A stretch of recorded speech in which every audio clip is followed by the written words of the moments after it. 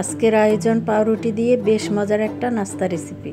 এই নাস্তা তৈরি করা খুব সহজ আর খেতেও লাগে অনেক মজার। একটা বাটিতে 3 কাপ পরিমাণ পানি নিলাম। এবার নিচ্ছি পাউরুটি 5 পিস। এখন একটা একটা পাউরুটি নিয়ে পানিতে 2 পাশ ভিজিয়ে নিব। এরপর খুব ভালোভাবে রুটি থেকে পানি এভাবে ফেলে দিব। খেয়াল রাখতে হবে রুটিতে যাতে একদম পানি না থাকে।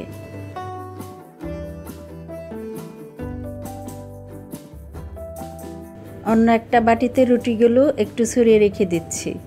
ঠিক একইভাবে সবগুলো রুটি এভাবে করে নিতে হবে।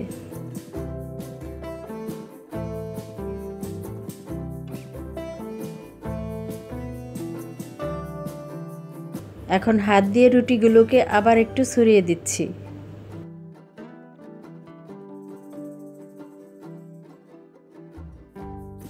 ভেজানো রুটির সাথে দিচ্ছি টমেটো কুচি হাফ কাপ, সবুজ ক্যাপসিকাম দিচ্ছি 3 টেবিল চামচ, 2টা কাঁচামরিচ কুচিও দিলাম। এবার দিচ্ছি পেঁয়াজ কুচি 1 কাপ, ধনিয়া পাতা কুচি হাফ কাপ।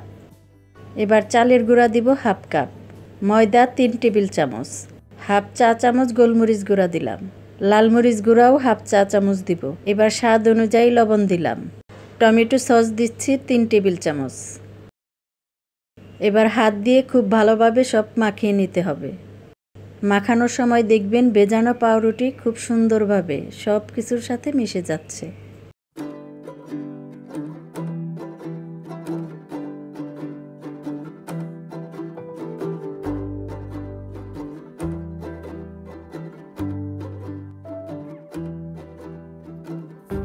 কিছুক্ষণ মাখানোর পর জিনিসটা ঠিক এরকম হবে। এবার হাতে তেল মাখিয়ে নিচ্ছি। এখন পাউরুটির মিশ্রণটার কিছু অংশ এভাবে হাতের তালুতে নিয়ে নিলাম। হাত দিয়ে চেপে মাঝখানে দিয়ে দিব সেদ্ধ ডিম। ডিম দিয়ে ভালোভাবে চপের মতন ঢেকে দিব।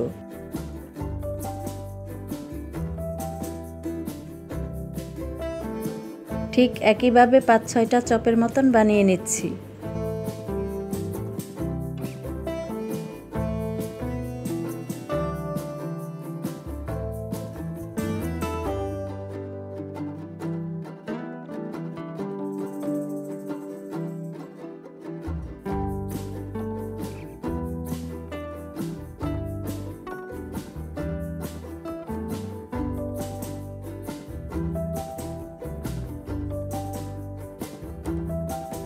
সবগুলো বানানো শেষ।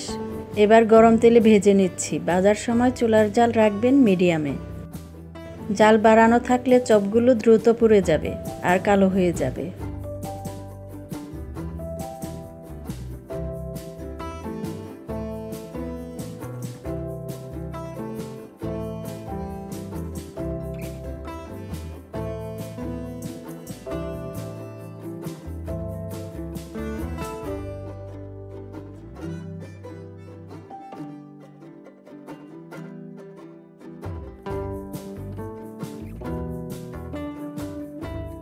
দুই পাশ খুব ভালোভাবে উল্টিয়ে পাল্টিয়ে ভেজে নেবেন। পাউরুটি ঘরে থাকলে যে কোনো সময় কিন্তু এই নাস্তাটা বানিয়ে ফেলা যায়। সময় লাগে খুব কম আর বাড়তি তেমন ঝামেলা নাই। আজকের মতন তাহলে বিদায় নিচ্ছি। সবাই ভালো থাকবেন, সুস্থ থাকবেন। আল্লাহ হাফেজ।